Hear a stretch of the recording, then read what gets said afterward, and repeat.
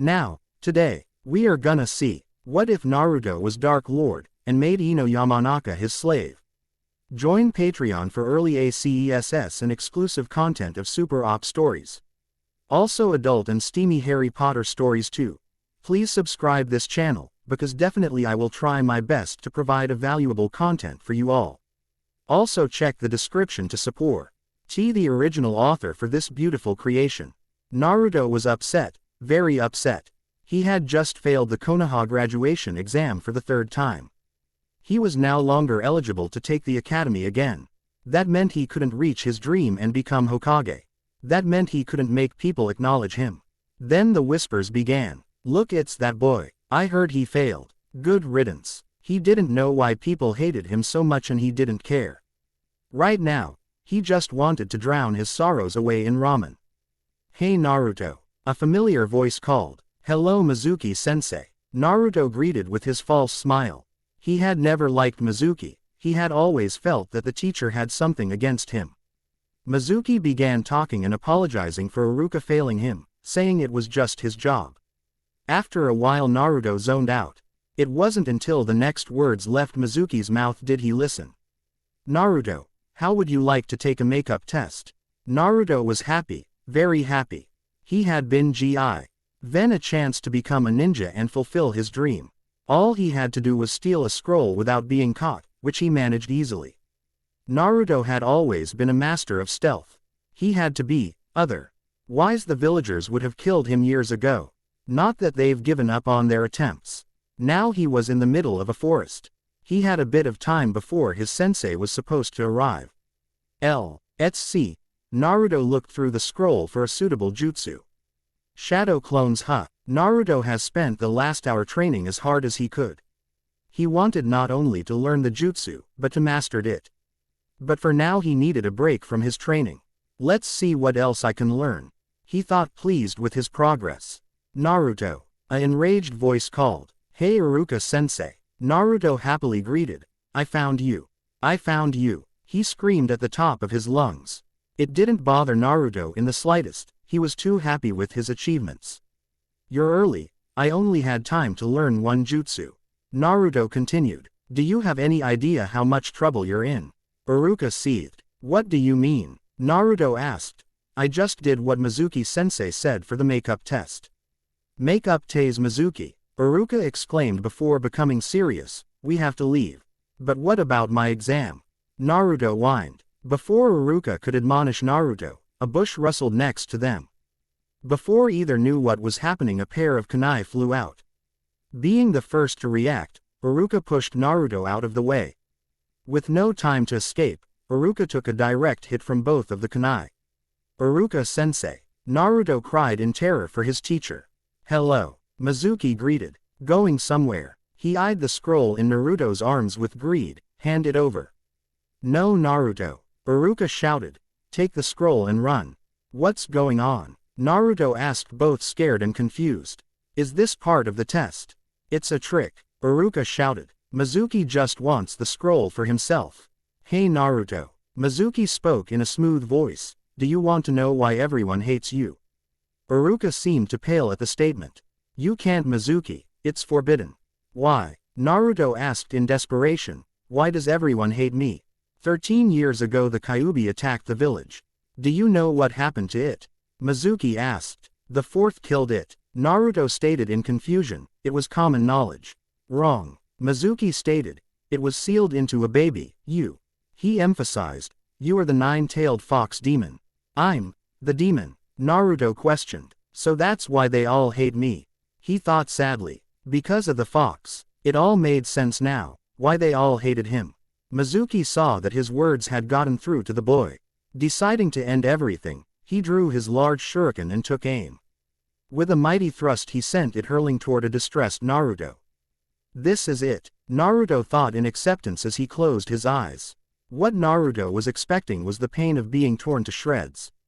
What he felt were a pair of arms wrap around him in a protective manner.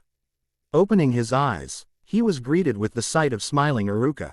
Why sensei? Naruto asked. I'm just a demon. You're not a demon. Aruka gasped out. You're a Naruto Uzumaki, ninja of Konoha.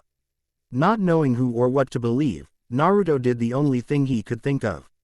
He ran away, as hard and as fast as he could.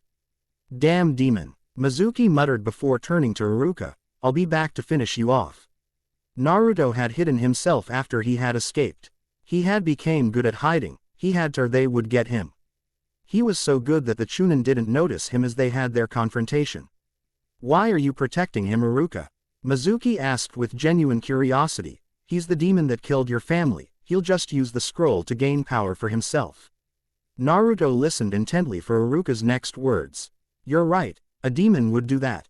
Aruka stated calmly. Naruto's heart was breaking at those words. Even Aruka-sensei is against me.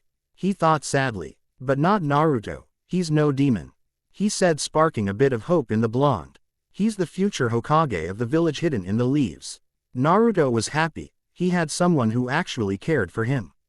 Fine, Izuki stated with a sneer, you can die with the demon. Naruto's joy was replaced by a level of hate he never knew existed. As soon as he found someone who cared, someone else wanted to take him away. Not on my watch, he thought defiantly. Jumping out of his hiding spot, he struck. The shocked ex-teacher had no way of defending against the surprise attack. With one powerful blow he knocked the Chunin to the ground. If you ever lay a hand on my sensei, Naruto spoke in a cold tone, I'll kill you. Quote, the Chunin were shocked at the killer intent coming off of Naruto. It was something a simple academy student shouldn't be able to do. I knew you were a demon. Mizuki shouted as he drew his last large shuriken, now die. As the weapon came to him, Naruto saw its exact path. He could actually see and follow its direction. He's going to throw the giant shuriken so that even if I dodge it'll hit Aruka. Naruto thought precisely. Wait, how'd I know that? Why do my eyes tingle? Standing his ground was the only option he had available. He'd have to take the blow if he wanted to protect Aruka from Mizuki. It's not like the thing can kill me, Naruto thought. There had been numerous and successful attempts on his life. He'd always just get up and now he knew why. As the projectile came into range he was knocked out of the way. He heard a cry of pain before realization sunk in. Aruka had knocked him out of the way and taken the blow. Aruka-sensei. Naruto cried for his fallen teacher. Naruto was confused, he would have survived the shuriken without any lasting damages. So why did he take it? Naruto couldn't figure it out. The answer was Aruka had a different mindset than Naruto. He was an adult, a Chunin, a teacher, he was the one that was supposed to be doing the protecting. As was his duty and his privilege for Naruto, both his student and brother. Why sensei? Naruto asked in horror. He couldn't believe his eyes. Aruka was kneeling over, covered in blood from 2 oversized shuriken wounds. Both that he received while protecting Naruto in battle. Even then, he smiled at Naruto. Hey, we aren't a different Naruto. He spoke through the pain. I used to goof off and make a fool of myself for attention. Naruto couldn't believe that. Now look at me, I'm paying for it. I only ended up sabotaging my own education and skills. Sensei. Naruto didn't understand what he was hearing. Don't make the mistakes I made. Aruka practically begged. Don't treat this as if it's all a joke. He wailed. Become a proper shinobi.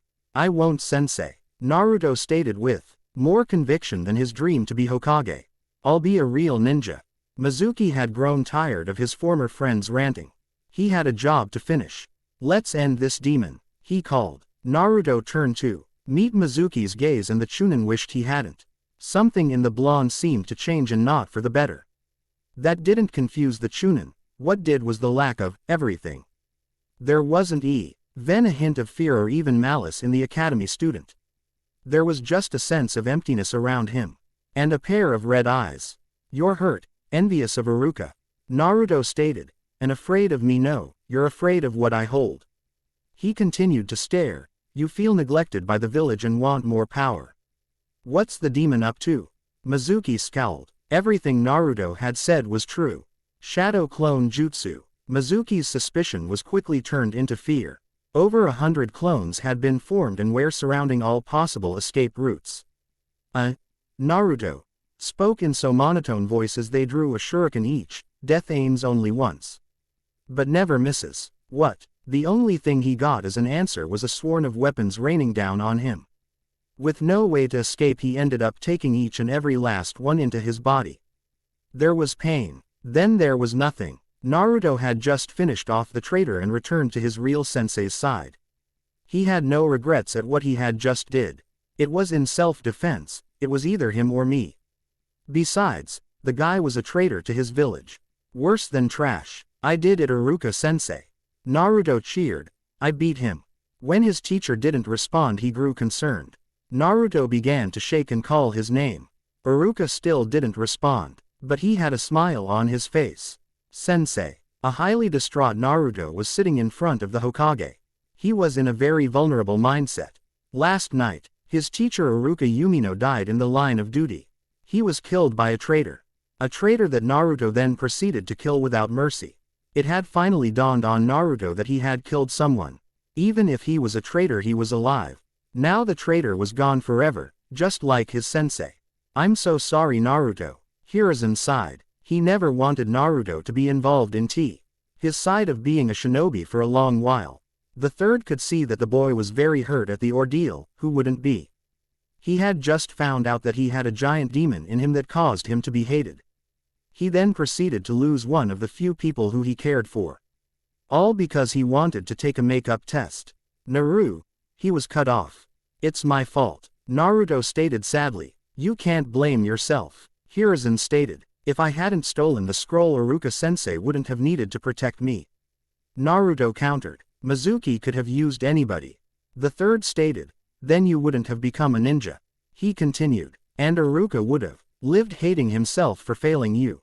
What? Naruto was honestly confused at those words. Is this some kind of joke? I failed 3 times. Yes. Hiruzen agreed, but you also risked your life and showed true skill.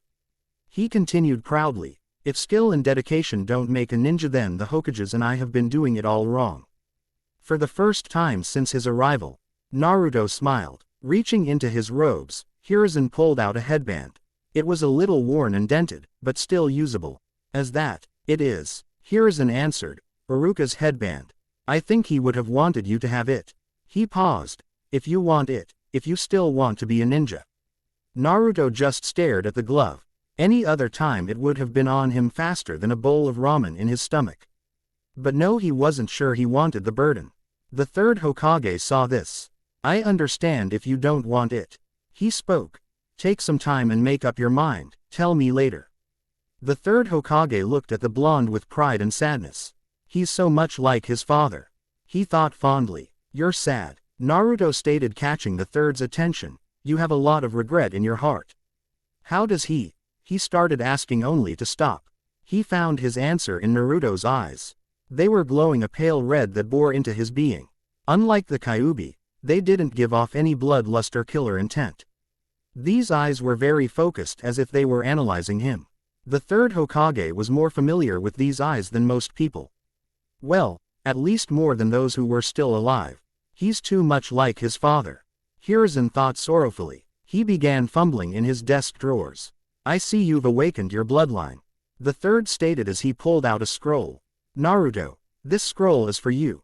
From your father. But you said you didn't know who he was. That I was. This time Hiruzen cut Naruto off. As you've said, I have a lot of regret in my heart. He sighed. Your father made a lot of enemies when he was alive. So I did what I did to protect you from those on the outside.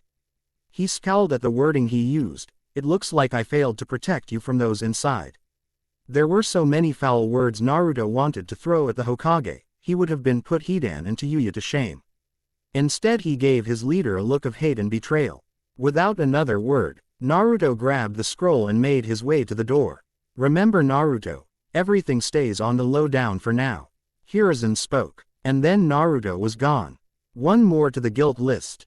The aged leader thought. Anger, betrayal, or happiness. Naruto didn't know what he was supposed to be feeling as he read the scroll. Dear Naruto, if you are reading this, then you have activated your bloodline. It also means you're following in our footsteps. I can't tell you much in a scroll that could be stolen. Hidden in the scroll is a seal that will take you to the compound. It will respond only to your chakra. To find it, you need to use the sight. Is that it? Naruto thought, feeling cheated. There was no seal on the page. What's the sight? With nothing left to try, he decided to use his eyes. They weren't that difficult to use. Just add chakra. He was instantly rewarded. In the corner was the seal he had been told about. Naruto decided to try the seal out. He disappeared in an orange flash. Naruto wanted to change and be a serious shinobi, but a person can only take so much. So when you're surrounded by a flash of light and find yourself in a strange place, what do you ask yourself? What happened? Where am I? If he had been expecting an answer, he would have been disappointed. All that greeted with was silence. After taking a moment to compose himself, he looked around. As he had suspected, he was alone. There were, however, 2 large scrolls in front of him, easily the size of the Forbidden Scroll. On top of that were 2 smaller scrolls, all were addressed to him. Each had a number on it from 1 to 4. Well, at least I didn't have to steal these. Naruto spoke as he opened the first. Dear son, if you are reading this, then know that I am sorry we aren't there with you. I know having the life as a host is difficult, but you are the only one I can trust with this burden. After all, how can a Hokage ask a parent to do something he himself couldn't? I know my words probably mean very little to you at this point, but I want you to know it was the hardest thing I've ever had to do. Below are some words from your motor mouth mother. Love, your father, Minato Namikaze, the 4th Hokage. Dear Naru-chan. Hi, this is Kushina Uzumaki Namikaze, aka your mother. Naruto, you're going to experience a lot of pain and suffering. Remember who you are. Find a goal, a dream, and don't stop trying until it comes true. There's so much more that I want to say to teach you. I want to stay with you, but know we love you. So they did love me. He thought, feeling happiness and relief. Naruto didn't hate what his father did to him. After what Aruka did, he understood duty came first. As Naruto sat there in content, their words finally registered to him. My dad was the 4th Hokage. He thought, shocked before turning to joy. The 4th Hokage is my dad. Naruto quickly covered his mouth. That information was supposed to be a secret. He looked around and saw that he was in a room and alone. His secret was still safe. He kept reading. It's you, Dad, again. There isn't much I can leave you on a personal level, but you won't be empty-handed. In the first of the scroll, LS marked 1 air the 2 jutsus and techniques your old man has created for you. In the scroll marked 2 is only for you if you've awakened the sight. I pray that you haven't. He almost opened it but decided to finish the rest of the scroll first. Mama's back. In the scroll marked 3 is every seal we Uzumaki have made, as well as your father. Before you dive right into it, I want you to start at the beginning of basic Fuinjutsu. That way you won't hurt yourself or others. In the scroll marked 4 is the legal documents and stuff like that. No one cares. But there is money, lots of money. Just don't squander it, unless it's for ramen. Or a pretty girl. From Dad. He opened the second scroll. At the bottom were 2 more seals. I wonder what they do. He'd find out later. Naruto, opening this scroll means one thing: you awoke the eyes. I'm sorry. These eyes are a gift to a normal person, but to a shinobi it's a burden. At the bottom of this scroll are 2 seals. One from me and one from you, mother. Naruto, these will help you in your duty as a shinobi. In the first seal is every jutsu I've come across that was useful for the purpose. The second is the kenjutsu used by your mother and her father going back generations. These things will aid you in one thing only: to kill. We are shinobi, not heroes. We do what we must, not what we like. Doing what you like is what leads to being a rogue and the pain for others. Naruto was shocked at this letter. It seemed their personalities as well as their tone of writing had changed. It has no official name but has been called many. The killer's eye, the murderous glare, and more unfriendly names. It gives the user the ability to see and sense things from a long distance. You can see through things at a true 360-degree angle like the Byakugan. Unlike the Byakugan, you will be able to see a person's life force instead of the chakra points and pathways. You will also have heightened perception and analytical powers, similar to those of the Sharingan. Meaning he can comprehend any details you see. You will not be able to copy anything. Because you can see a person's life force, you will also be able to see the person's inner feelings. You will also be able to heal others by giving some of your own life force. You can only do this if the person is alive, if only barely. If they are dead, then you're wasting your own years. You will also be able to cast irresistible genjutsu on a small scale, no eye contact needed. They can fool the other dojutsu and even hinder them against you. You must never become dependent on these eyes or you will be killed. Naruto was happy at the things he would be able to do with his eyes. He was just unhappy at what he would have to use the eyes for. I'd always thought being a ninja was cool, not dark. He thought. He continued reading. We want you to know that you don't have to be a ninja, it's your choice. You could just settle down with a nice girl and let another generation worry about the burden of duty. You already carry a burden of your own, one just as great if not more so. We just want you to be happy. Realizations of the truth sucked. I need to think. What better way than with ramen? As Naruto had left the compound, he remembered his leader's words. He left his home without being seen. He was a master at not being seen.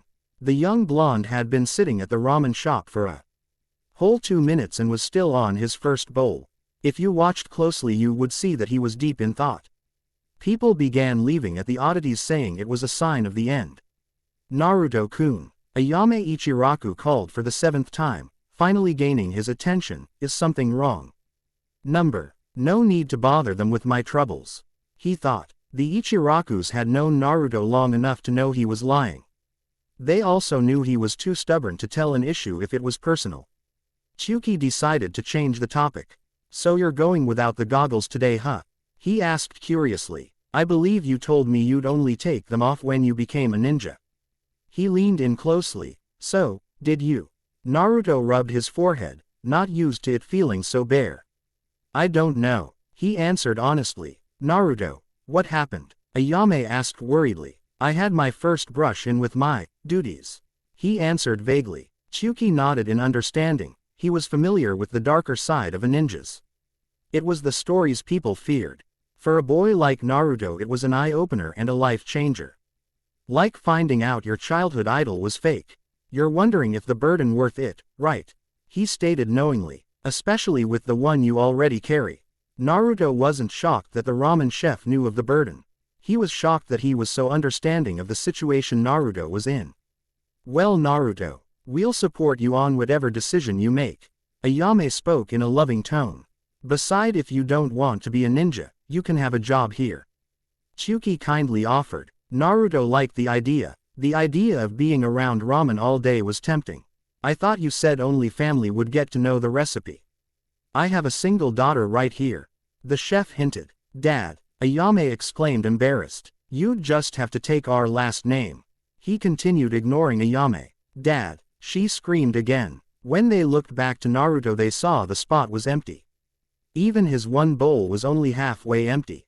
Naruto stood in front of a single grave. Because Aruka died in the line of duty, he was given a shinobi burial. One silent and without any delays. Hey Aruka-sensei. Naruto greeted sadly. I'm kinda in a bind. There was no answer. Probably a good thing. On one hand, people want me to be a ninja. You, the old man, my parents. He stated. But I'm not sure if I can do it. He sighed deeply. That was a lie. I'm practically made for the job. It was true. He was unrivaled in stealth, able to paint the Hokages in broad daylight and not be caught until he was finished. He then outran Anbu and even made them lose track of him. Steal the forbidden scroll from the village's most secure vault. Not that he had the eyes. Then, it was just another push in that direction. On the other hand, I was offered the secret to the best ramen in the world. He tried to joke. He was met with silence. I just don't know what to do, sensei. The blonde had to make a decision between doing his duty or following his heart. It was a tough decision for Naruto, for a child to make. It would have been tough for an adult to make. What would you do, sensei? He asked, hoping for an answer. He wouldn't get one. He would never get an answer from Aruka again. It made him regret all the times he squandered with the Chunin instead of focusing. What are you doing here, boy? A voice asked. Naruto whipped around and drew a kunai in shock. Beside him was an elderly man covered in bandages and a threatening aura. Normally Naruto would have noticed someone as soon as he was in 20 feet. Yet this man was only 2 feet away from him. Who are you? Naruto asked. I am Danzo and you are Naruto. The man answered. What are you doing here? Naruto noticed that as the man mentioned him, he held no malice in his tone.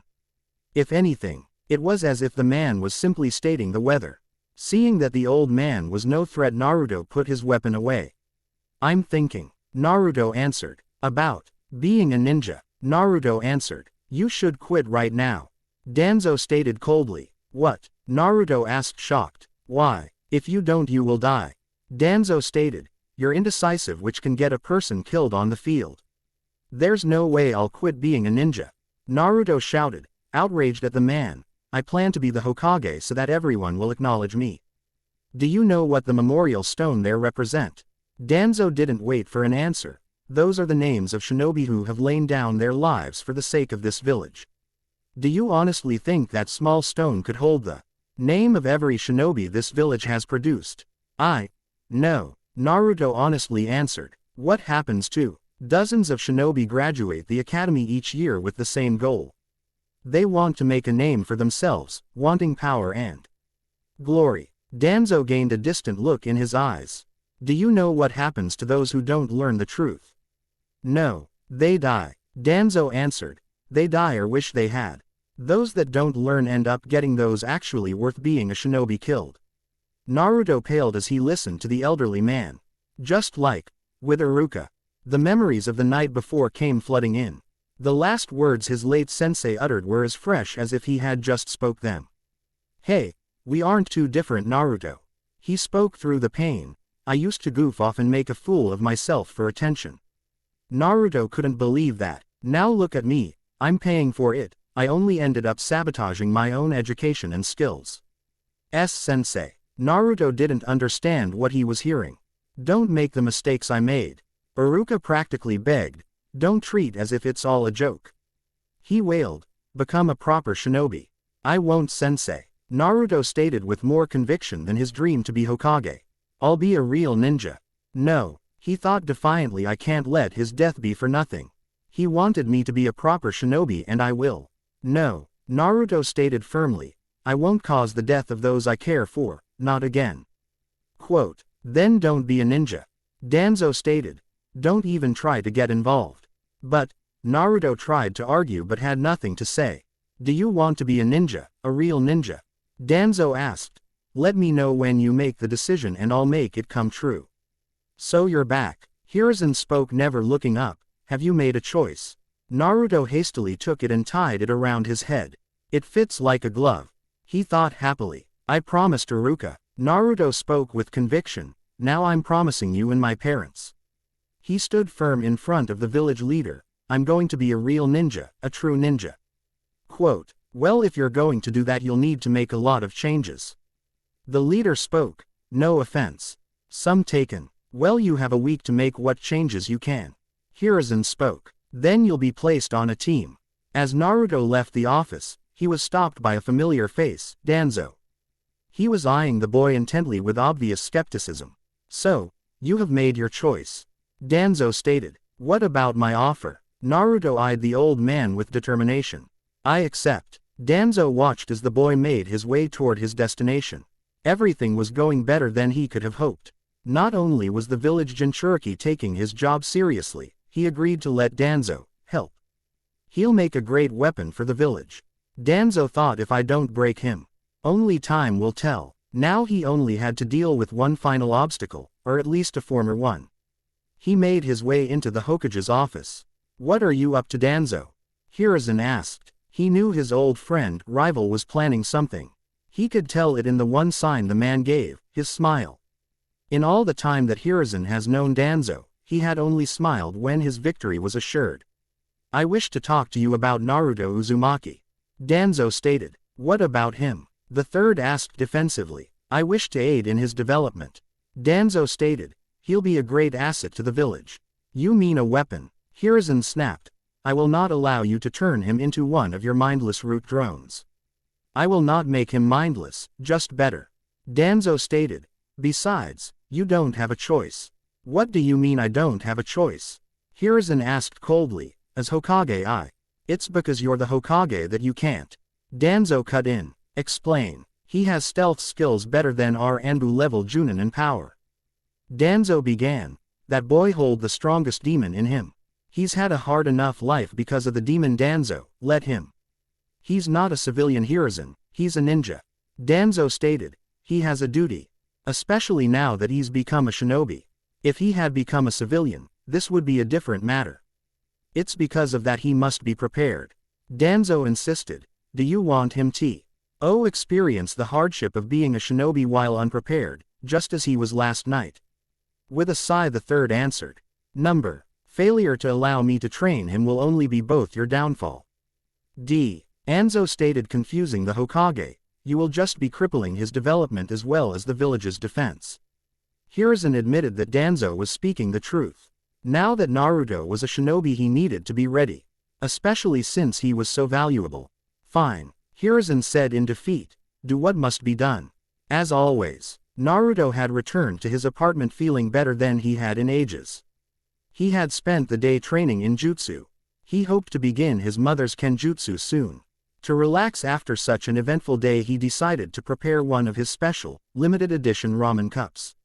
As he he began looking around the place he called home. It was horrible. Not that it was his fault, he held it together well over the years. The place was just falling apart because of the manager's negligence. Well, I'll be moving into my true home soon enough. He thought happily. He had taken a look around the compound the seal had brought him to. It was a very nice place, large and full of life even though it was empty. His train of thought was stopped by a danger instinct he had gained over the years. Looking toward the door he saw a shadow from the other side. With a loud breaking noise the door was kicked in, sending splinters around. There stood an imposing figure dressed in black with a blank mask. Is it my birthday already? Naruto asked the figure. No, well, it'd been a while since anyone's had the guts to attack me. Especially in my own home. Naruto picked up his hot cup of ramen in sadness. Forgive me, ramen. With great aim he threw the cup as hard as he could to the intruder. The cup didn't spill a drop until it crashed into the wall after the intruder evaded it. While the intruder was distracted he picked up his kunai pouch. When he drew on he looked to the figure, it was gone. His instinct had told him to look to the side and so he did while aiming his kunai. Before he could launch it, the figure grabbed his arm in an iron-like grip. The figure grabbed Naruto by his jacket and wrenched the kunai from his hand. With a powerful tug Naruto was tossed into his wall. The blow had rattled him for a second. The intruder took a quick glance at the kunai before tossing it away. Strange, Naruto thought before ignoring it. No room for jutsu, have to get close. With no weapon, Naruto took a defensive position while the intruder did the same. Naruto threw a punch that was easily blocked, so was his second. The third had been dodged while Naruto raised his leg to knee the intruder. It had been swatted away and Naruto took a punch to the face. That single punch had been harder than any Naruto had in years. It threw him off balance and made his next punch sloppy. Naruto had no time to think or even to properly retaliate. The figure kept punching Naruto to keep him off balance. Any blows Naruto could get in were too sloppy and weak. A blow to Naruto's gut brought him to his knees. Naruto was able to wipe a stream of blood from his nose. That second was all he needed to recover. He took a deep breath before tackling the intruder into the opposite wall. He threw a punch that was blocked and held. Not letting go of Naruto's fist he grabbed a handful of the blonde's hair and slammed him to the ground. The intruder then grabbed Naruto by the jacket and tossed him across his apartment. Before he crashed he saw the ramen stain on the wall. I wish I had eaten that, was his only thought. He landed on his kitchen counter. Wait, kitchen, he thought frantically, knives. Ignoring the pain in his body, he picked up the closest knife he could find. He tossed it towards the figure who merely sidestepped it. Grabbing a second he got close to the figure. With wild hacking and stabbing motions he attacked the intruder, all were missed. His arm was then pulled back in the iron-like grip at a painful angle. Then slammed into the table forcing him to release the knife. With one last act of defiance Naruto spit onto his assailant's mask. The figure held the beaten Naruto off the ground by his neck. Without so much as a grunt he tossed Naruto through a wall. All went black. The Hokage looked wearily at his old rival. What have you got planned for Naruto? Hiruzen asked. Nothing more than necessary. Danzo vaguely answered. Danzo, Hiruzen warned. I decided that to help the boy, I needed to bring him to his limits. These words caused the leader to pale, both the physical one and mental. What are you planning, Danzo? Hiruzen asked. Planning? Nothing at all. Danzo honestly answered, calming the Hokage. It's already in motion. Naruto was slapped awake from his bliss of unconsciousness. Around him were several people dressed just like the one who attacked him. He could tell the one who attacked him apart by the blood stain on his mask from the spit. When he looked around him, all he could see were walls that he wasn't familiar with. He himself was actually tied down in a chair. Usually when I awake from a beating, I'm in a hospital. Naruto stated. He was rewarded with a blow to the mouth. What do you want? Naruto asked. Answers. One answered. What kind? Naruto asked. We want village secrets, jutsus, whereabouts of important people. The assailant stated. All of them. Quote, I don't even know any of those things. Naruto growled. So you might as well let me go. No, one of the figure stated. We actually know about you. The BL. Ood one spoke. We know you stole the Forbidden Scroll. Where is its location? After the incident with the scroll, Naruto had been warned of its power. He knew if the enemy ever got their hands on the scroll, it would mean disaster. You won't get bupkis from me. Naruto shouted. The one who assaulted him in his home stepped forward menacingly. Well, we know you know now. The masked person said. And we'll get bupkis. What have you done, Danzo? Hiruzen shouted. Only what was necessary. Danzo calmly stated. You had no right. I had every right. Danzo stated, yelling for the first time. I'm doing what you never did. And what would that be? Seeing where his loyalties lie. What do you mean, Danzo? He, a loyal shinobi of Konoha. Why? Danzo asked. Why should this boy be loyal to this village? Hiruzen actually hesitated before answering the blonde. It's his home, he firmly stated. What kind of home does he have here? Danzo asked. The third Hokage had no answer. Where's the Forbidden Scroll? The kidnapper asked. Silence. They began forming hand signs. Naruto never had the chance to hear what the jutsu was because of the affect. Water began forming around him, actually his head. At first Naruto did the expected thing and held his breath. That would last only so long. Ninja or not, he will need to breath. Eventually his lungs began to ache for air.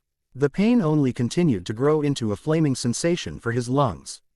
It actually felt as if his lungs were going to pop. When Naruto couldn't handle it, he released the breath he had.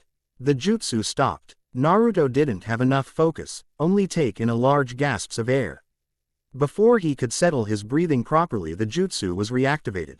This time Naruto didn't have a chance to take a deep breath. This allowed the water to actually force its way into his mouth. The foreign substance was foul in his mouth as it made its way into his lungs. There the water seemed to build in pressure in the blonde. It took Naruto a second for him to realize that the water was building pressure and tearing him apart on the inside. Just before he reached his brink, the jutsu stopped. This allowed Naruto to vomit the jutsu out with a little blood from his torn insides. They allowed him to gather his breath before speaking. Tell us what we want to know. Naruto only looked on with his silent glare. The one who attacked him in his home drew a short but thick whip. On it were miniature barbs. He held it in an intimidating manner. Did you know that the skin becomes more sensitive after it becomes wet? Without waiting for an answer, he struck Naruto on the cheek. The blow tore deep into his flesh. It actually felt as if Naruto had been cut by the weapon. The blows came in rapid succession, tearing at the blonde's body. His face, chest and everywhere else, the whip struck. After each blow Naruto would feel a burning sensation completely different from in his lungs. Each time they drew a pained wail from Naruto. Each one louder and louder. It didn't just tear his flesh, it had force behind it as well. Each of the blows left a ringing noise inside of Naruto's ears. It was loud with a piercing sensation to it. What did Sensei say to do during interrogation? Naruto desperately searched his memories. Focus on the cause. Tell us what we want and we'll stop. It took Naruto a moment to make words. Please sir. Naruto spoke weakly. Can I have another? And another he got. Again. Focus. Sensei. And again. Focus.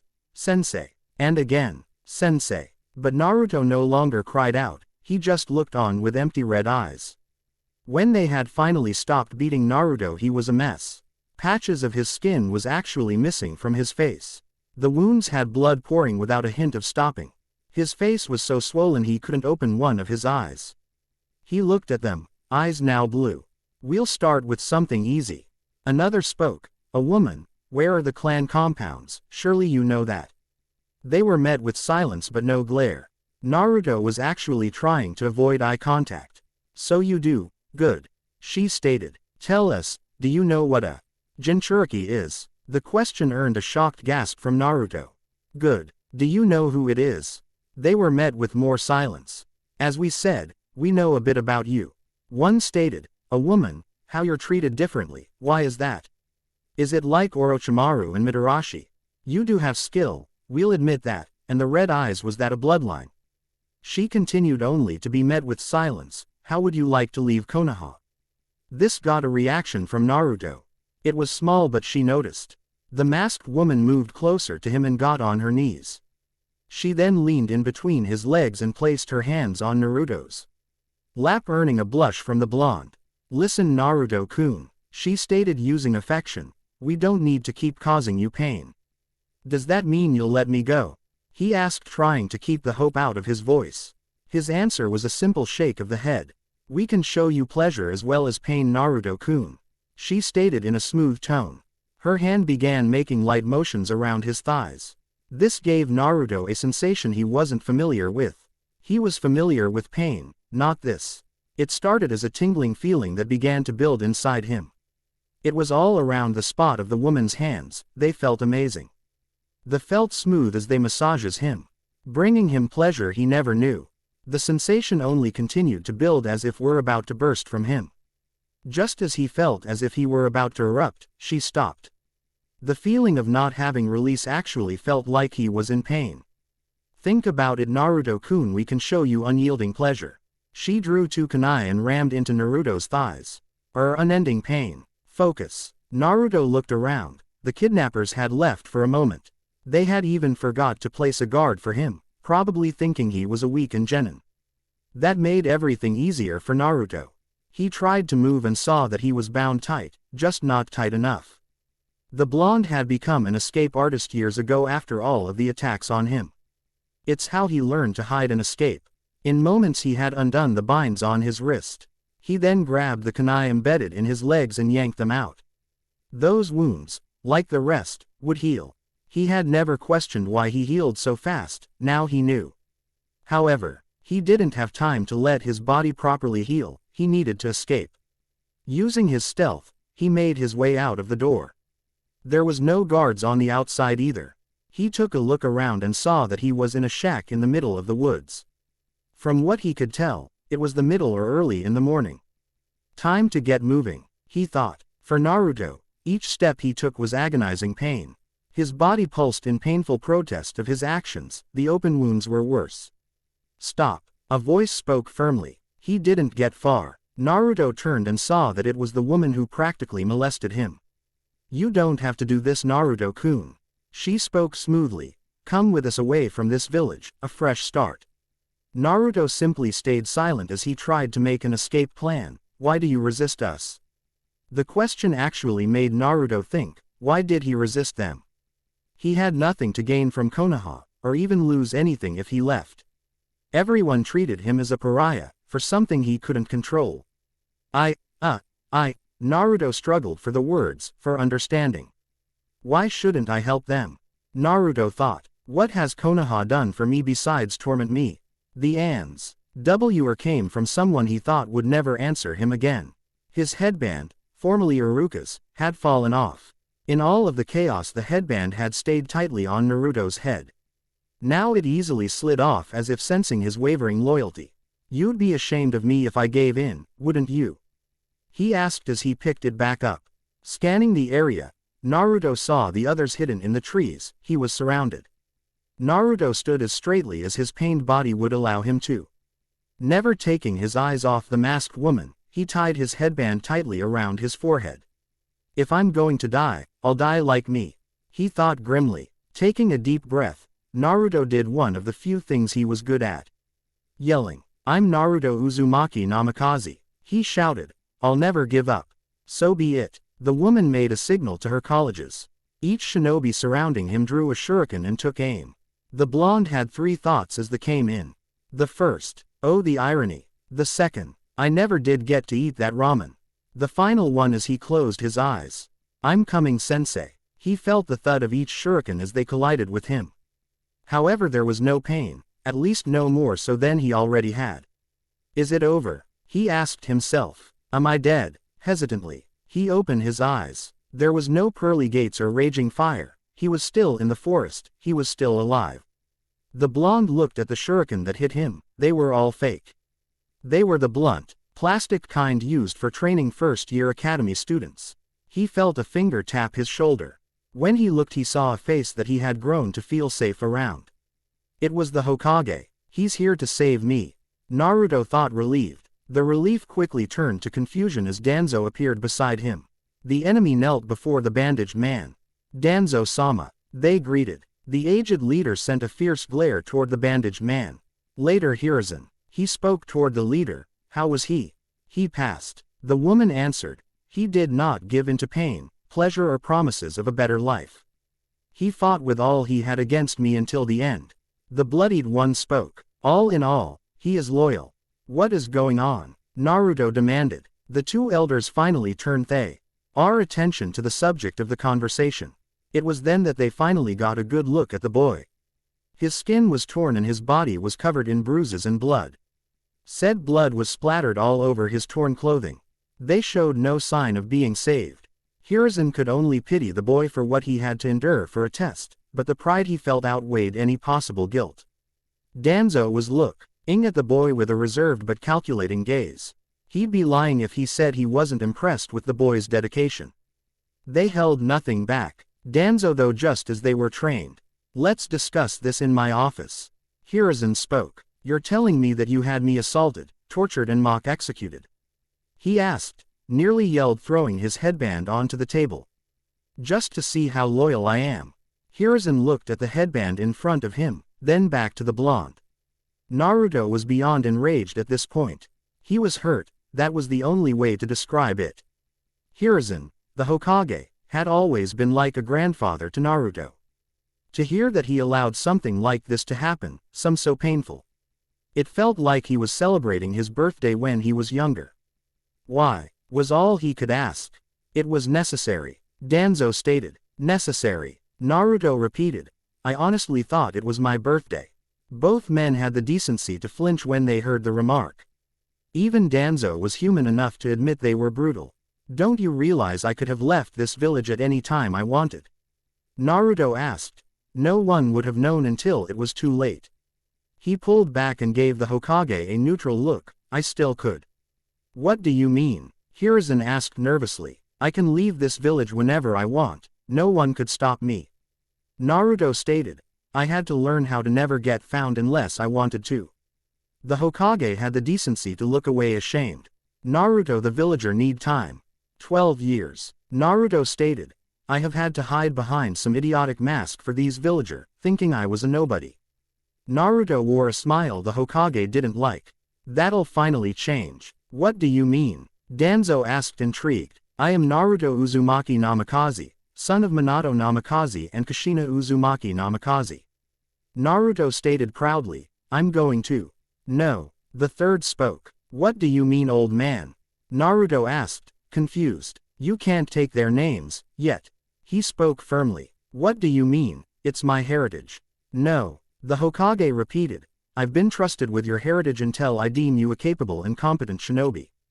I've already proven myself." Naruto stated disbelievingly. "No." The Hokage gave Naruto a firm glare. "You are forbidden to mention your heritage or moving into the compound." Naruto looked at the man he once held in such high esteem. The Hokage saw the respect leave. It was as if the blonde was looking at something lower than trash. That was until his face went entirely blank. "As you wish, Hokage-sama," Naruto stated evenly. The tone held no respect or disdain, it simply was. With a bow the blonde left. Bad move. Danzo stated. It was necessary. Hiruzen snapped. It was selfish. Danzo countered. He's not ready. When will he be ready? Danzo asked. In rage. When he's killed 1,000 ninja in the blink of an eye like his father. I need to protect him from. He didn't know how to finish. From what? Danzo asked skeptically. From the ones he's supposed to protect. They'd rather see him dead. It was true. From his enemies. You won't let him get stronger the way you're going at it. He'll get stronger. Probably. Through hate. Danzo spoke. But who or what will he fight for? Konoha. He stated as it were obvious. Really? Danzo asked skeptically as he eyes the abandoned headband. It was gone. It'll be fine. Hiruzen spoke, his smile returning. He's proven he's loyal. Quote, but as the village. Naruto had awakened early this specific day, just as he had the last several. He knew today was the beginning of his career. Today was team placement. Naruto had dressed in his jumpsuit, the only difference was this one was completely black instead of orange. And people think orange is all I wear. He thought sarcastically. You don't sneak around in a ninja village in the dead of night to prank people in orange. Let's see if I got this down. He thought to himself. With a deep breath, he preformed a body flicker. The technique too. Him straight towards the entrance of the academy. Old man said I couldn't tell my heritage or live in my home. Naruto thought he never said I couldn't learn. The best part was they weren't clan jutsu. So the Hokage couldn't call it heritage. They were jutsu his parents had learned over the years of all elements, from the different confrontations and uses. He wouldn't just learn the jutsus, he mastered them. That was why he had only a few under his belt. He even found out he had all 5 elemental affinities. They were something to be proud of, he just needed to learn to use them. It helped that he was being trained by Danzo. Something they kept secret from the Hokage. The man was able to quickly teach Naruto how and when to activate his eyes. He also taught Naruto some gruesome uses for them, such as the now visible fatal spots on a person. Naruto also learned he could cast up to C-rank genjutsu.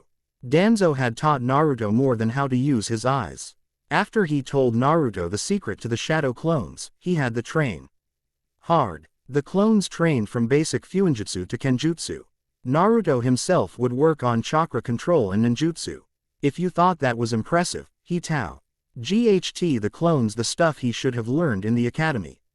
It's hard enough to teach one Naruto history for more than 5 minutes, try 8 dozen. To make sure that he kept improving, Naruto kept his clones training. Even now, here we go, he thought. Naruto looked and saw that he was the first to arrive. He made his way to the swing set he had found comfort in. I've planned a lot of pranks on this thing. He thought fondly of those times. Taking a seat, he took out one of his mother's book on seals and began reading. Naruto had taken to Fuin like a bird to the sky, he had passed basic and was now an intermediate. When he finally raised his head he could only ask, what the hell? The area was full of people rushing toward the academy. I'm late. He had become lost in his book again. He made his way towards his class. No reason to rush. Naruto made his way into the class as quietly as possible. A ninja doesn't draw attention to himself. He learned. As he entered he saw the hopeful candidates of being a shinobi. There were the girls who seemed to be focused on the Uchiha and boys boasting about the future. As Naruto eyed them a frown formed on his face. They're childish. It'll get them killed. Was he truly like that less than a week ago? As he contemplated this, someone noticed him. What are you doing here, Naruto? A loud voice asked. This is only for people who actually graduated. Naruto stared at the speaker, Kiba Inuzuka, a brash person. Naruto simply tapped his head in reply and made his way to an open seat. But as he took out his book the door burst open. Through them flew a blonde and pink-haired pair. I win, Piggy. In your dreams, forehead. Naruto would have tried to ignore him, but they were heading straight for him. What the hell? He looked around and realized his mistake. He had sat next to the ever-brooding Uchiha. Damn, there was no seats left, only the one he was in. They finally noticed the seat was occupied. Hey idiot, Sakura shouted. Get out of that seat. I want to sit next to Sasuke-kun. Naruto gave her a single look before turning back to his book. This shocked the entire room since Naruto had always been a fanboy for Sakura. Ra seethed over being ignored by her love-struck pet. I'll teach him. She raised her arm in a threatening manner and took a step forward. Naruto sent her a glare that made her stop. Sakura had the feeling that if she hit him, he would hit her back. The entire class had the same feeling as well. INO was just as shocked by everything as much as the class. She however knew how to treat people differently than Sakura. Hey Naruto. She spoke, gaining his attention. Could I have that seat, please? Naruto stared at her for a second before standing to allow her the spot. INO gratefully took the seat without hesitation. Everyone was dumbstruck. Looks like Naruto is moving up in the world. Kiba laughed. Changing to blondes, Naruto. Naruto smiled back but gave no response. He made his way to an empty seat in the back. Hey Naruto. INO called. You left your book. She had been examining it ever since she sat down and had to admit, she understood none of it. Thanks INO-chan. Naruto replied, adding the suffix making her blush. Sakura snatched the book before Naruto could reach it. After flipping through a few pages she found she didn't understand a single thing of it. No way that idiot could read something this advanced. She thought. Where did you get something like this? Sakura asked. You stole it, didn't you? Just like that headband. I didn't steal it, Naruto stated, annoyed. It was left to me by my mother. Liar. We all know you're just an orphan. Sakura retorted. Besides, there's no way anyone related to an idiot like you could have something like this, right? She asked the other classmates. Probably died on their own kunai. Sakura. INO cried in disgust. Not cool. Kiba spoke. What? We all know it's true. Sakura screeched. Everyone knows his parents probably either failures or abandoned him knowing he would be one. No one said anything to Sakura's comment, they just backed away from her. No one made fun of Naruto's parents since a kid made the mistake in the beginning of the year. He never came back to class again. Naruto was making his way towards Haruno in a threatening manner. He quickly stretched his arm out towards Sakura, making her flinch, and snatched the book away. My parents died protecting this village from the Kyuubi, what have yours done? With nothing left to say he made his way toward the back of the class. Everyone was at a loss. Naruto had insulted Sakura. Hey, you can't talk about my parents. She screamed. I've had enough of this. Naruto thought, agitated. He was reaching behind his back when he froze, more like when he was stopped. Release me, Naruto ordered. Not if you're going to do something troublesome. Hold him right there, Shikamaru. Sakura ordered. Unfortunately, Shikamaru wasn't going to hold Naruto down for a beating. He released the jutsu. Naruto sidestepped the punch and tapped Sakura on the back while never breaking stride. She lost her balance from the extra momentum and fell over. Before she could get up, a cold feeling washed over her. She looked at Naruto and paled at the sight. There was no bloodlust, no killing intent, no hint of anger. There was nothing in the blonde, no joy, no fear, no hope. He simply was. But one thing was obvious at the moment. Naruto was going to kill Sakura. Naruto raised a single finger and pointed it at Sakura. What? Does Naruto have loaded fingers? The entire class thought. That's enough. A powerful voice spoke. The entire class turned to see their village leader, the Hokage. Beside him was Danzo. Expect to see a lot of him. Hokage-sama. The class exclaimed. Naruto. Danzo spoke. Return to your studies. With a bow, Naruto took a seat and began reading. This shocked the class even further. Naruto was never respectful. Class, I am here to assign you all your teams. The third spoke. Isn't Aruka-sensei supposed to do that? INO asked. I'm afraid the Aruka Yumino died in the line of duty last night. He answered. There was a raider that tried to steal the forbidden scroll. He was stopped. The entire class was shocked at the news, minus one blonde. Their sensei was dead, not coming back. Hokage-sama. Shikamaru spoke. Why does Naruto have sensei's headband? The third began cursing the Nara clan brains. He hadn't come up with an excuse for that. Naruto helped apprehend the criminal as well. Danzo spoke. He was always prepared. It's why he's here with you all. Yeah, right. He just an clan less weakling. There's no way he could do something like that. Sakura spoke up. He's probably the reason Aruka-sensei died, isn't he? Shut your mouth, Sakura, Naruto shouted. Why you can't talk to me like that? Sakura spoke. I'm your Sakura-chan. I'm over you, Naruto snarled. Control yourself. Danzo spoke. Naruto looked at the two old men, he obeyed. For now, I will be reading your team names. Hiruzen spoke. Team 1, Team 7. When Hiruzen got to Team 7, he winced. He had intended for Naruto to be on this team for his benefits. With Sakura, he would have the girl he had a crush on. With Sasuke, he would have his rival to help him get stronger. Damn, this boy is difficult. When Naruto heard the names, his face went blank. Sakura began to squeal about having Sasuke on her team. Sasuke looked as if he didn't care. Enjoy. Hiruzen spoke before leaving. Team 7 was agitated. Their entire class had left, but they were still there. Where is our sensei? Sakura asked, screeched. She got no reply. Naruto was busy reading and Sasuke was brooding.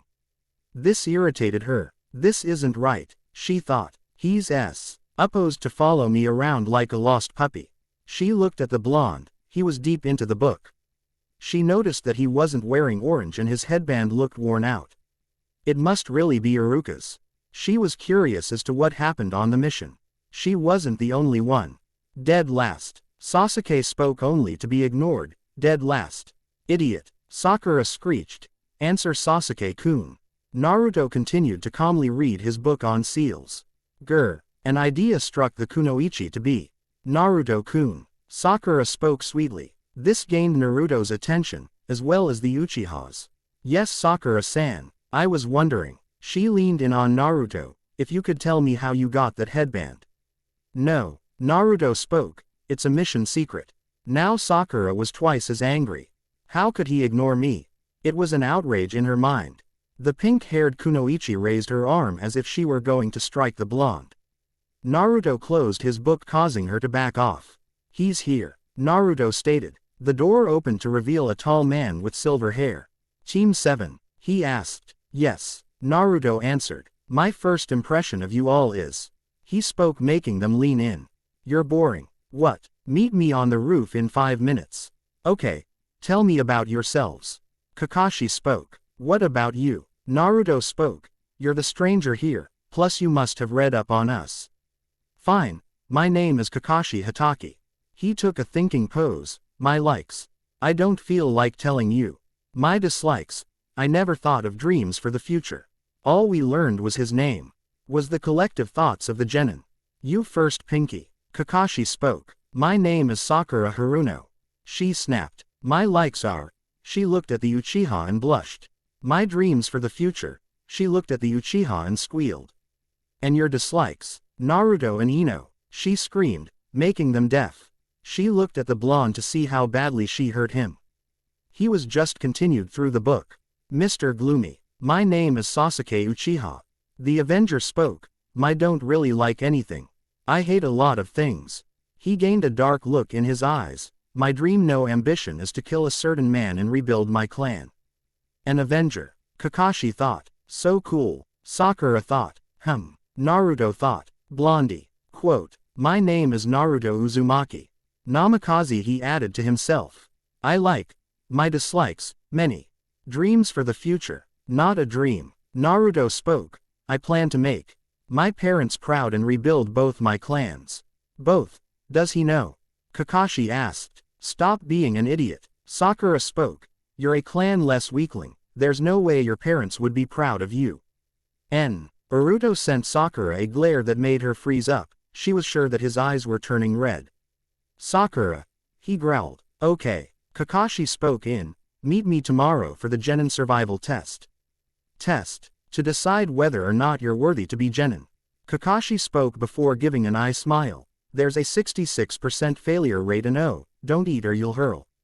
With that, their sensei vanished. Sasuke-kun. Sakura spoke. Would you like to go on a date with? No. Sasuke answered before leaving. On instinct, the pink-haired girl turned to scream at her former admirer. No, I won't go out with, only to realize he was gone. Naruto. Naruto was making his way toward the destination. He had prepared himself the best he could. He had his black jumpsuit, really need to add to my wardrobe. A variety of jutsu, some mastered, some still in progress, and a full stomach. You're late, Sakura greeted. Hatake-san isn't here yet. Naruto spoke. I am not late. That's Kakashi-sensei, idiot, Sakura shouted. We have not passed the test. Naruto countered. Plus he hasn't taught us anything. He's right. A voice spoke. You're late, Sakura greeted. I got lost on the road to life. He returned. So what is the test, Kakashi-san? Naruto asked. You have 1 hour to take these from me. He answered, holding 2 bells. But there's only 2. Sakura spoke. One won't pass. Exactly. Kakashi returned with another eye smile. Come at me with the intent to kill. Naruto ran forward with a kunai in hand. In the blink of an eye, he had his kunai aimed at the back of his skull. He's fast, Naruto thought with a hint of fear. I haven't said begin. Kakashi spoke, letting the blonde go. Begin. The genin scattered. Naruto had hidden himself. He knew that even against a jonin he was invisible. Need a plan, he thought. He knew the truth behind the test from the beginning, but that meant nothing on his own. Wordlessly he formed a total of 5 clones. 2 ran into the woods to find his comrades, the other 3 had their jobs. Uchiha, Naruto spoke. Sasuke froze when he realized he had been caught. How did the dead last find me? He was supposed to be a failure. We need to work together, Sasuke. Naruto spoke. A genin can't beat a jonin on their own. Watch me. Sasuke spoke before leaving. His spot was compromised. Worth a shot, he thought as he dispelled. Next, Naruto had made his way to Sakura. He made sure to cover his mouth before making his presence known. He could feel the force of her scream nearly push his hand away. Damn, she has some lungs. Shut up, Sakura, Naruto ordered. What do you want? She hissed. We need to work together if we want to pass. Naruto spoke. A genin can't beat a jonin alone. Sasuke-kun can. Sakura protested. Then how will you get a bell? He asked with a roll of his eyes. Before she could retort he went up in smoke. He did his part. Naruto made his way to the open field where Kakashi stood. Let's begin. Naruto spoke. You think you can take me on by yourself?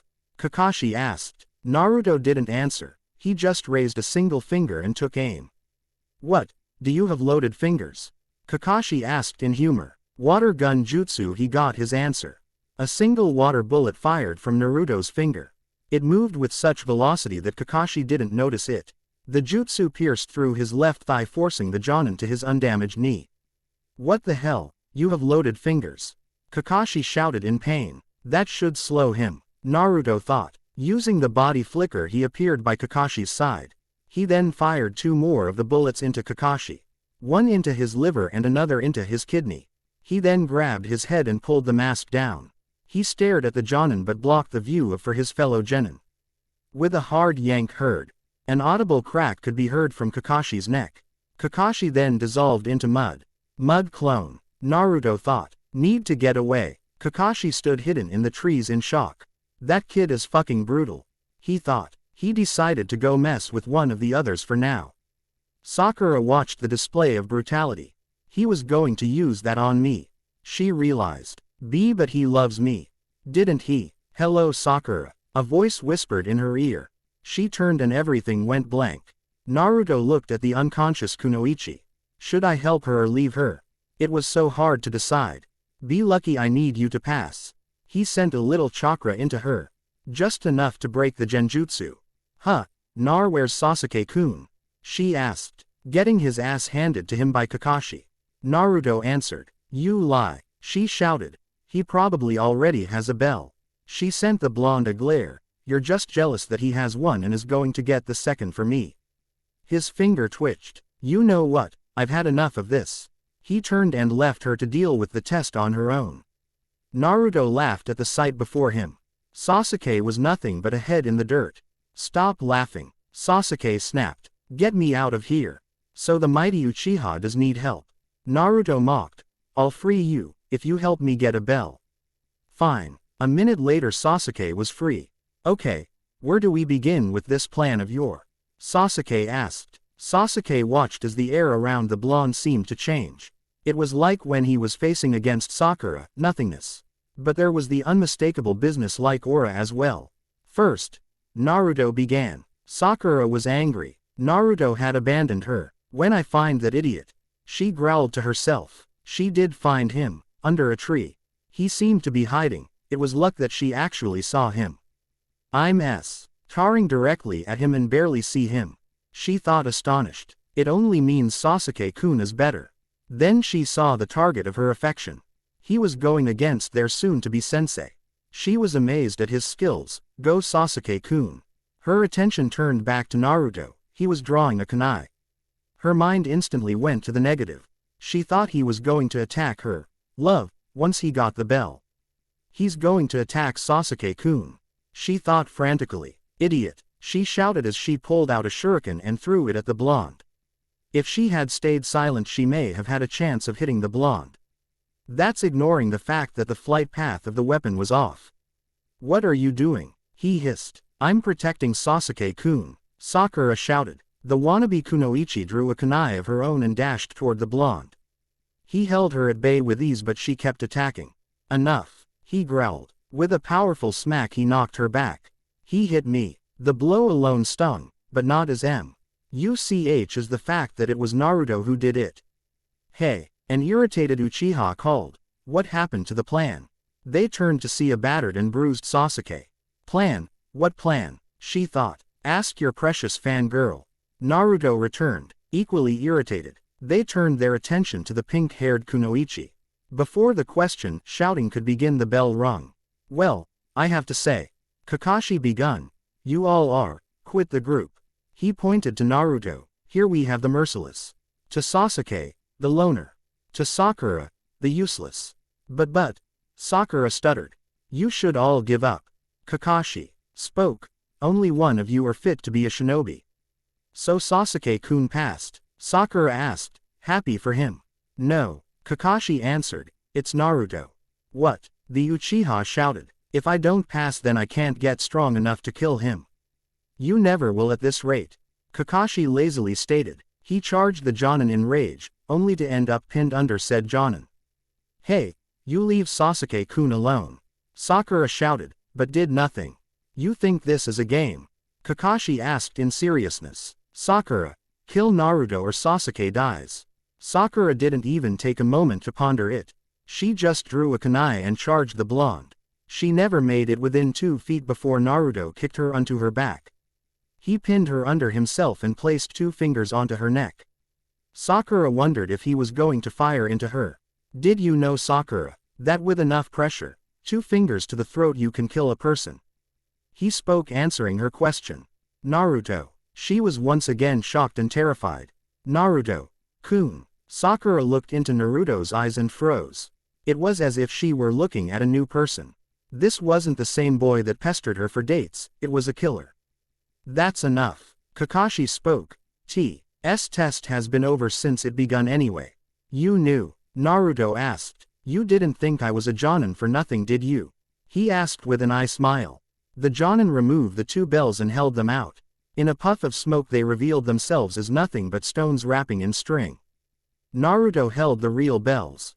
Since when? Sasuke asked. Since I attacked him, a got placed in the hold. Naruto answered. Then why not say anything? Sakura asked in outrage. I needed to see what kind of team I would be on. Naruto sneered. Well, who gets the second bell? Kakashi asked. Sakura smiled, sure that he would give her a bell. Probably as an apology, she thought, or to get us alone. Sasuke just frowned. He knew that they weren't on the best of terms. You can do it, Naruto. Kakashi watched on with interest. This is an important decision. Naruto didn't hesitate to answer. He threw a bell to the Uchiha. Now give the other to Sakura. Kakashi mentally begged. I'll keep this one, Naruto stated. The Jonin gave a sigh. You all fail. Quote. What? Why? Sasuke asked. The D and Naruto got the bells. Yes, but the purpose of the test was teamwork. Naruto cut in. I understand. Then why didn't you give a bell to Sakura? He asked. The Uchiha has proven himself a capable partner. Naruto spoke. The Haruno has shown her colors. Sakura could only put her head down in shame. But we both know the team passed. What? The council won't let you fail the last Uchiha. Naruto spoke. Plus your debt to him. I could just take him as an apprentice. He stated, earning a smirk from Sasuke. Then how would you pay back my father? Naruto asked confidently. Idiot, you're clanless. Sakura spoke. Or your parents were failures. Shut up, Sakura. This one came from Kakashi. You will not mock his father. He spoke in a low growl. Is that understood? Why yes. She whimpered. You all pass. He spoke. Dismissed. Naruto was happy. He was finally an actual shinobi. Hello Naruto. His sensei greeted. Hello Kakashi sensei. Naruto returned. Or should I say dog. When Naruto was younger, Kakashi had been assigned as one of his protectors. To keep him safe from civilians who couldn't see the jailer from the warden. He was one of the 2 Anbu that actually took the job seriously. When and how? The Jonin asked. The hair. Naruto replied. I came to give you some bad news. Kakashi sighed. Because of the civilian council. I am to focus mainly on training Sasuke. He spoke solemnly. This means little time for you or Sakura. I understand. Naruto replied. Damn civilian council. Naruto mentally growled. They have no business in shinobi affairs. But, Kakashi added, that doesn't mean I'll leave you empty-handed. He pulled out a straight-bladed tanto with a small, circular hand guard.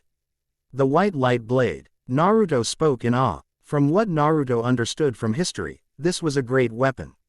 It was capable of producing white chakra, a chakra sharper than even wind-based chakra. It was my father's. Kakashi stated sadly. It holds too many sad memories. Why give it to me? Naruto asked. No one gives a weapon like this away for nothing. It's my way of saying sorry for not doing enough. Kakashi spoke. And for what we'll have to face. I understand. Naruto whispered. He feels like he owes me something. Well, you better go rest up. Kakashi eyes smiled. Tomo. Ro, you start the hell of D-rank missions. To say Naruto was happy was to say Sakura was a fangirl. He had just finished his survival test and got the White Fang's blade. To celebrate he went out. And ate all of Ichiraku's, Naruto special, ramen. Eat a certain amount under a set time and it's free, he won 8 times. He paid for the extra 7. The Ichirakus had always been good to him, he wouldn't bankrupt them. He was still full as he headed to the team training ground. Okay team. Kakashi spoke. Today you will start your D-. Excuse me. A new voice interrupted. We have come for Uzumaki-sama. The team turned to see 2 figures, one with a blank mask with a root kanji and the other with a cat-masked Anbu. Naruto had the feeling that it was the one that assaulted him in his house. The cat was familiar to Naruto. She was in. We are to escort him back. Cat spoke. Can I ask why you need my student? Kakashi asked as he stepped in front of Naruto. He knew of root. It's okay sensei, I trust Cat. Naruto spoke. She protected me when dog was away. Slowly, their sensei back away. It's good to see you Naruto-kun. She spoke. Wait, Sakura spoke. Why did you call him Sama? He's no one important. You know so little. The root operative spoke. Let's go. Naruto called. In a whirl of leaves, they disappeared in a body flicker. When they arrived, Naruto saw both the Hokage and Danzo. You requested to see me. Naruto asked. Yes Naruto-kun, we have a mission for you. Hiruzen spoke. A test. I thought I passed your test. Naruto spoke tensely. Plus the genin test. You thought that was all. That was only part of it. Danzo spoke. And the genin test was a front. We're ninja. Hiruzen spoke. We live in deception. Danzo finished as he handed Naruto a scroll. Naruto looked at the scroll and back at the elders. Is this some kind of joke? He asked. It is no joke. Danzo spoke. And if I refuse, it wouldn't be the best choice for you. Danzo stated vaguely. Naruto. The third spoke. You keep going on about being a real ninja, right? Naruto nodded. Well, this is what it means to be a ninja. We are cold killers for hire. Danzo spoke. Nothing else. Hiruzen looked at the boy as he had his inner struggle. He felt sorry for his surrogate grandson. Maybe it's too soon, he thought. Most shinobi didn't get this until they were genin. I understand. Naruto spoke, drawing his leader's attention. I accept. Good for this mission, we'll assign you 2 partners. Hiruzen spoke. The first is an associate of Danzo's. He gave the bandaged man a cold glance. The second is Anko MIT. No. Danzo spoke. What do you know? Danzo repeated. Picture the boy influenced by her. Hiruzen did. The third looked at the Naruto before him, the one influenced by Anko. Said Kunoichi was in the room C with them. A hit, huh? Anko asked. You want us to make him suffer, or end it quickly and quietly? It's not a hit. Hiruzen spoke tiredly. Just scare the man into leaving. We can take out his tongue. Naruto offered. With a knife. Anko added. Or remove his friend's heart. Naruto continued. Yeah. With a knife. A bigger knife. Naruto countered. Fucking knife. Anko and Naruto shouted as one. No. Killing. The Hokage spoke. The third couldn't suppress the shudder that rose in him. Smart move, Danzo. Hiruzen admitted. How about Kat? Danzo offered. They seem to have a trusted history, and she is a capable kunoichi.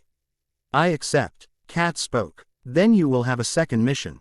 Hiruzen spoke, handing her a scroll. The kunoichi read the scroll over before giving their leader a glance. I accept, she repeated, though without emotion.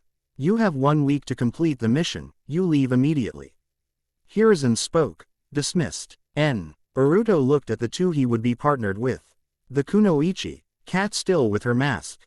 The second was a pale boy with a fake smile on, named Sai. Naruto knew of fake smiles.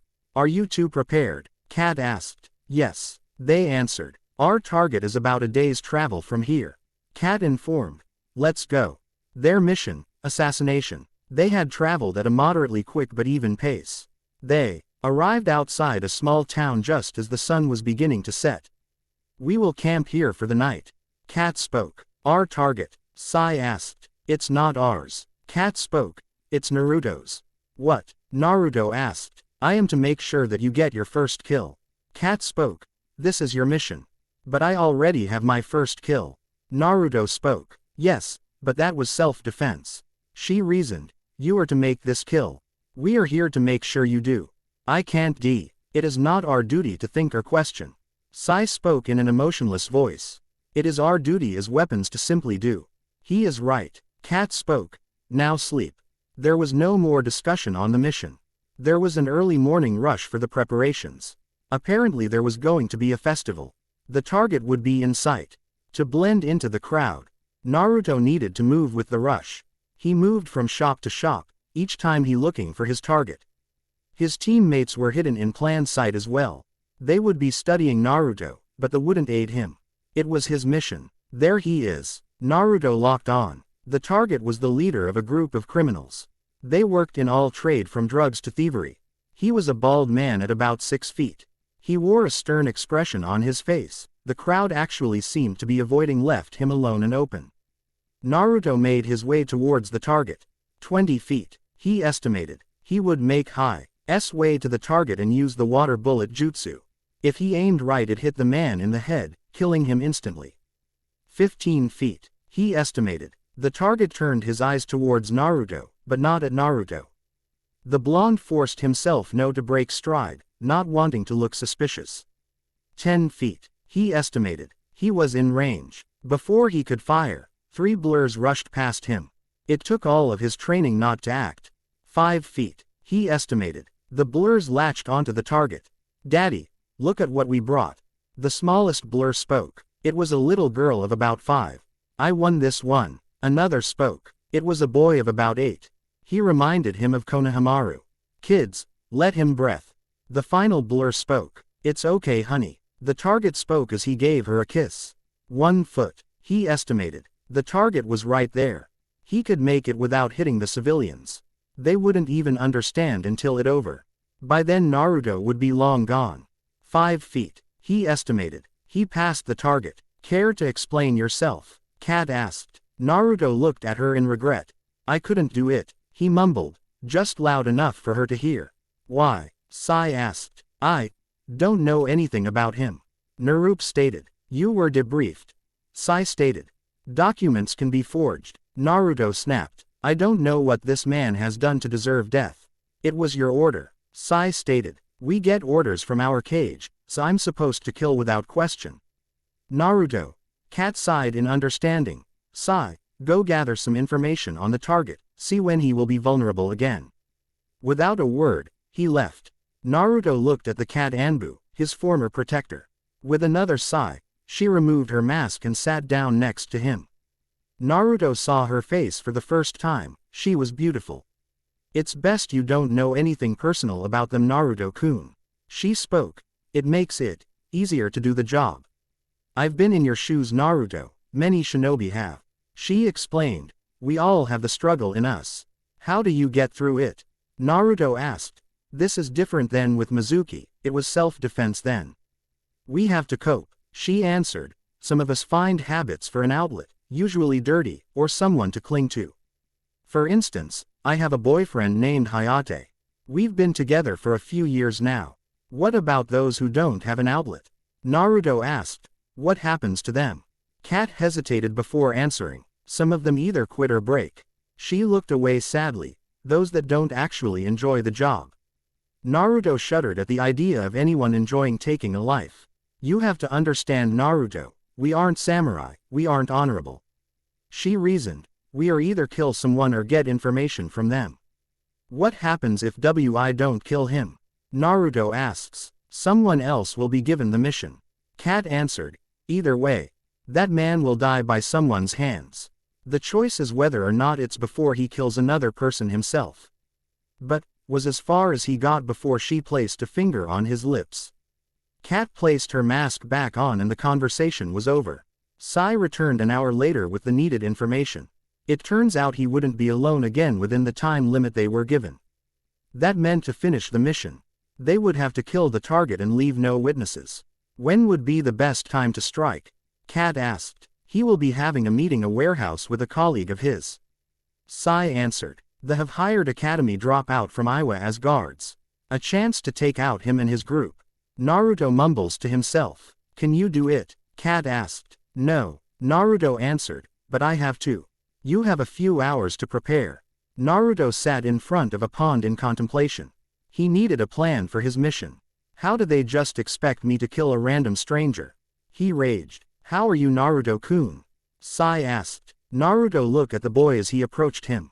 Man, that's a horrible fake smile. He thought. He was an expert with the situation.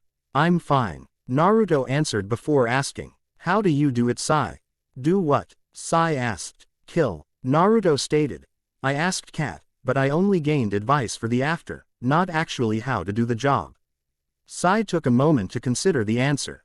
Be someone else. Sai spoke. What? Quote. Be someone else. Sai repeated. That way you won't have to deal with it. It won't be you doing the deed, so it won't be your burden. Naruto looked at the boy in front of him. He wasn't that much older than him, but Naruto knew he was dangerous. He was skilled, more so than most of the other route Naruto met. He was aware of Danzo. Who should I be? Naruto asked. Sai smiled before answering. Whoever can get the job done. Who are you? Naruto asked with narrowed eyes. For a moment, for the smallest of a second, Naruto saw an emotion on Sai's face.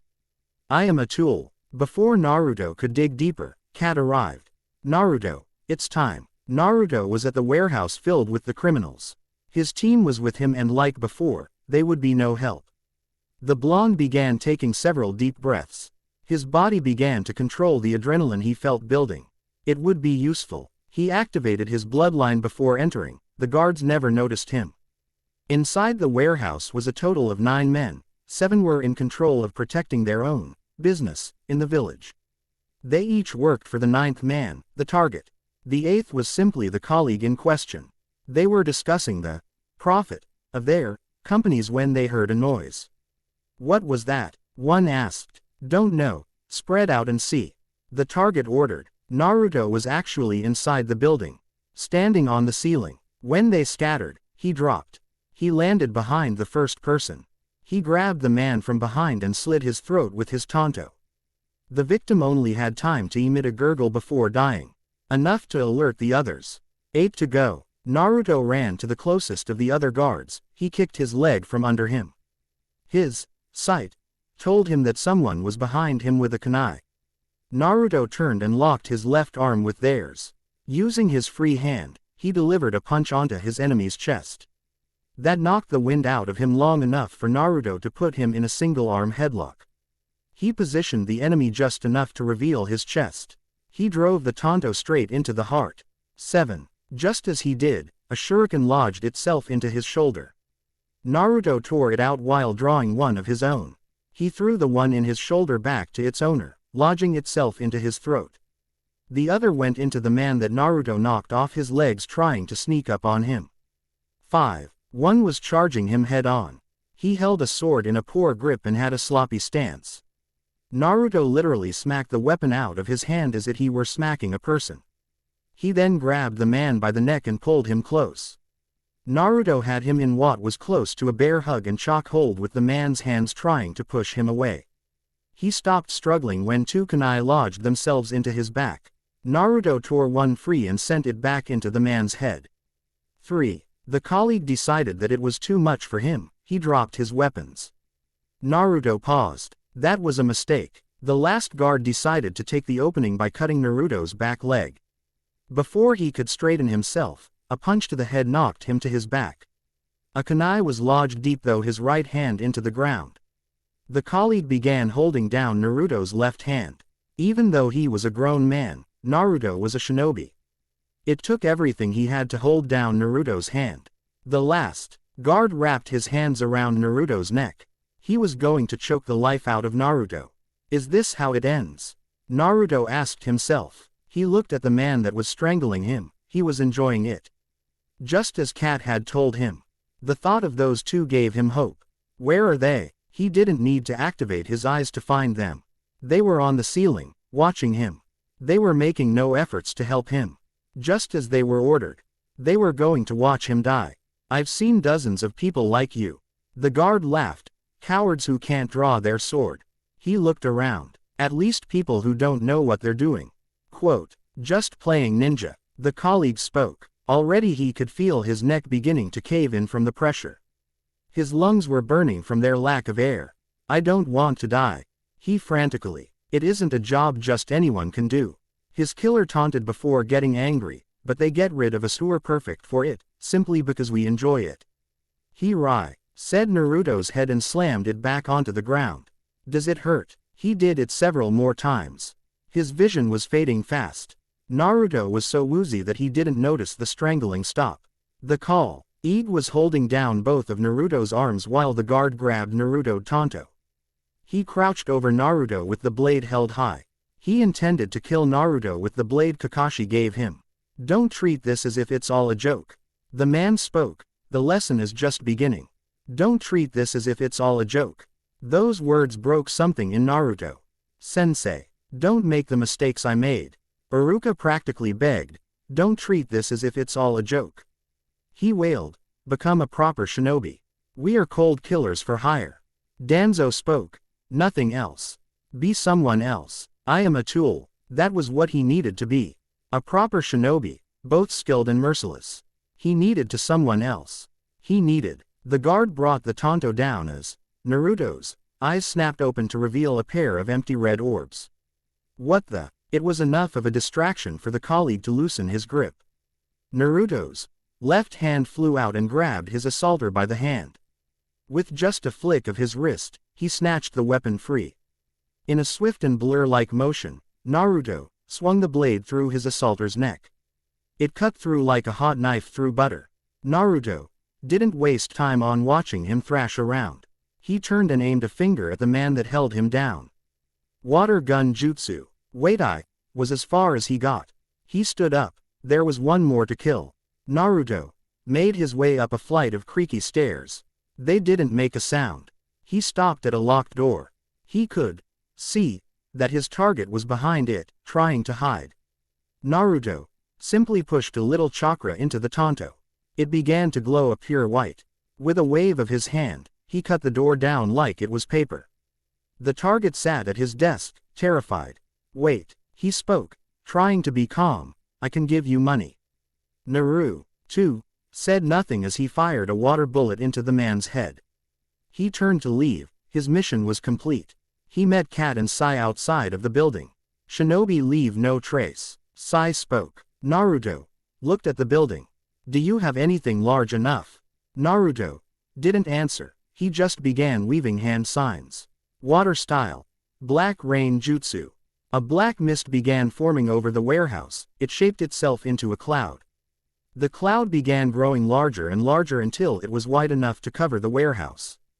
Once it was, black rain began to fall. Oil. Naruto spoke. Back away. They did. Once they were out of range, Naruto raised the pressure of the jutsu.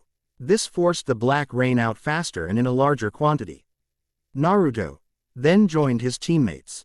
Without aiming, he threw a kunai with an exploding note attached to it. The height of the fire was reached the sky. They made their way to camp once the fire started. The further they were, the less suspicious they looked. There was an awkward silence. Even for the shinobi. Naruto. Kat spoke, gaining his attention. Naruto looked at her. It made her flinch. His cold red eyes showed absolutely nothing.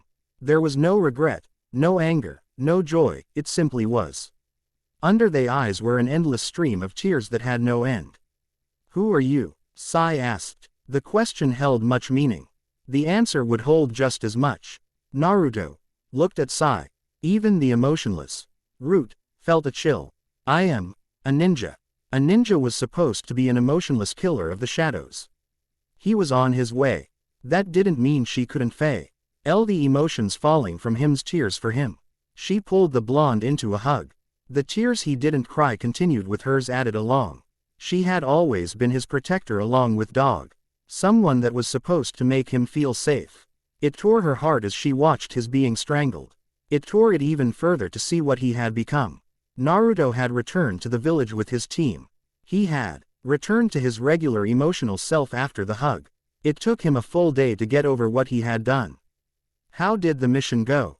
Hiruzen asked. It was a success. They answered as one. Good. All but Kat are dismissed. The other two left. Anything I should know about? Hiruzen asked. No, Hokage-sama. She replied. No need to tell more than needed. Permission to speak freely, sir. Granted. You got what you wanted. She spoke with barely contained venom. You got your weapon. It's not like that, Kat.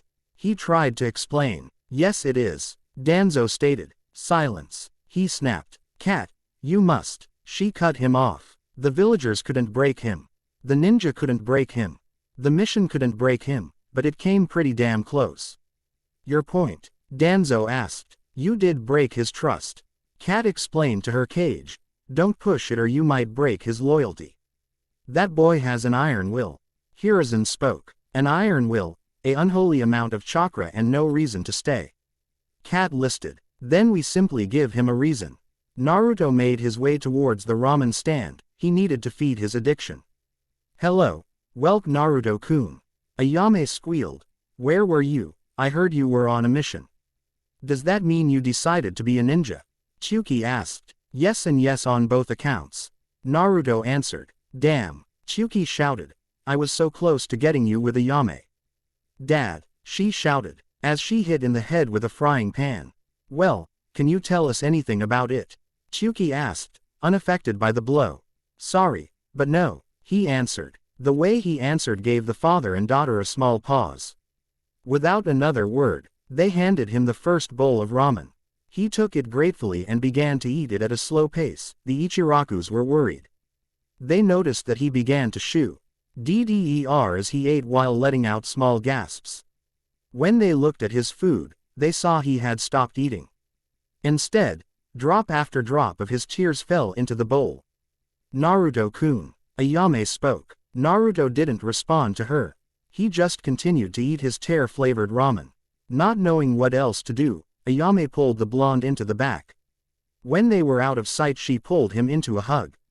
That was all it took to break the leaky dam. Naruto let all of his tears fall freely onto the ramen waitress.